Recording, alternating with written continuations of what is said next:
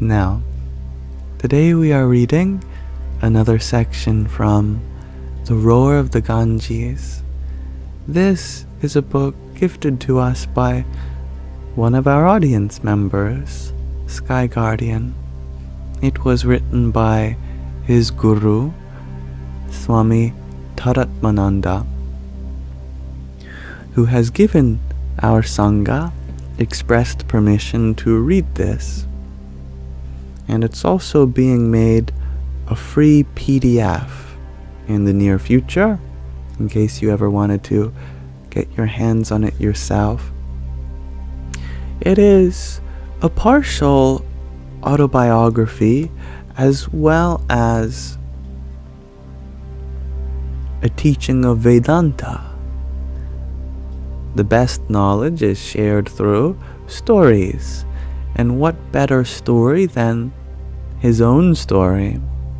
Before he became a Swami, a spiritual renunciant, he was but a recently divorced computer scientist from America who came to India, particularly northern India, in the city of Rishikesh, near the banks of the Ganges River, where this book takes place, so that he could begin his spiritual journey. In these pages we are slowly approaching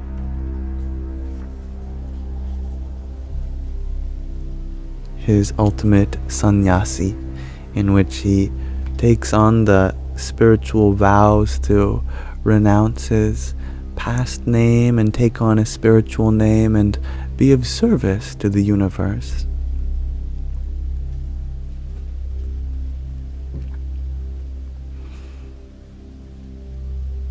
Mataji, wrapped in an orange sari as always, arrived with a small thermos bottle.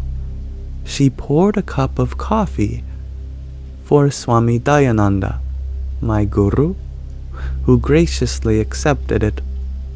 After he had taken a few sips, my friend Vijay posed another question. Swamiji, by following Ramana Maharshi's method of self-inquiry, who am I? Were you finally discovering the Atma? Swami Dayananda answered reticently, yes. After a moment's reflection, he continued, but it is not a discovery in the ordinary sense of the word. Before meeting Yogi Ramaya, I had presumed that in deep meditation, Atma, the true self of one's being, would one day emerge and reveal itself to me in all its glory, like a blazing light arising in my consciousness. This may sound impressive, but I later came to understand that such expectations are nonsense. To wait for Atma to arise in deep meditation is like waiting for the missing 10th boy in a story we read previously to magically reappear in the forest. Consider the irony of this pursuit. Suppose you meditate for years, seeking to discover the truth yourself, Atma. Then, one day, a glorious shining effulgence emerges in your consciousness. Imagine being aware of such an effulgence. If you are aware of it, it must be an object known to you.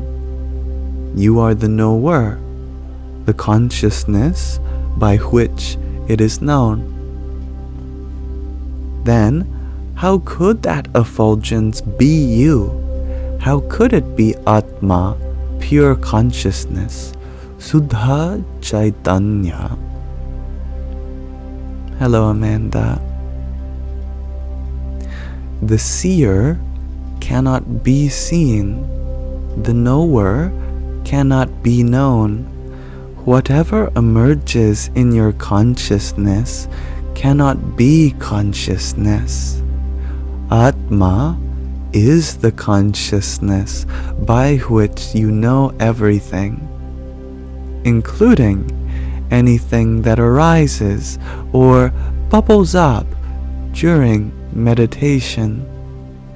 If something does bubble up, like some kind of submarine rising from the depths, it cannot be Atma, yourself. Swami Dayananda laughed about the inadequacy of this submarine philosophy, as he called it. Then he announced he would begin teaching a class on the Kena Upanishad this evening.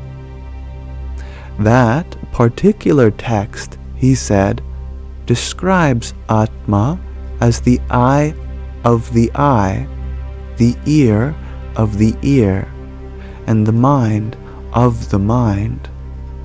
Its verses unfold the nature of Atma as the consciousness by which we are aware of every experience, and not as an abstract concept or a lofty ideal completely removed from experience. Let us meet in the lecture hall at 5 p.m., he said, rising from his cushion.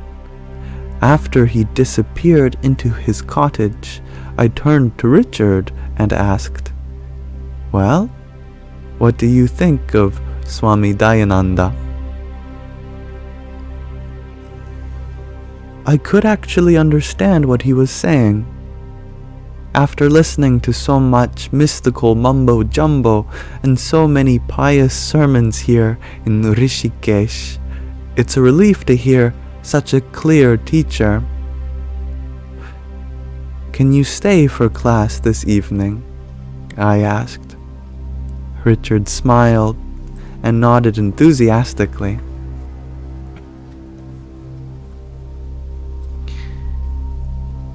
So, we end the chapter, and we'll end the reading there as well for today. Well, for now. Later on in this life, we may continue the next chapter. Just a short pair of pages about how the realization of yourself, in other words, self-realization, is not some grand experience that occurs to you. If it occurred to you, then it still would not be you, since it is known by you, and you are the knower, not the known. Nonetheless, there is a method by which we can become aware of this knowingness, albeit not as directly as how you might come to be aware of objects within your experience.